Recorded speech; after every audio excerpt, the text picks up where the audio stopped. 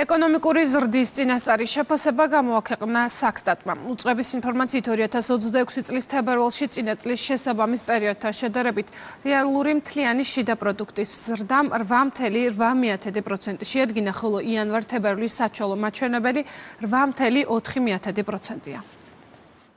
2026 წლის თებერვალში საქართველოს ეკონომიკა გაიზარდა 8,8%-ით, ხოლო პირველი ორი თვის რეალური ზრდის საშუალო მაჩვენებელი გახლავთ 8,4%.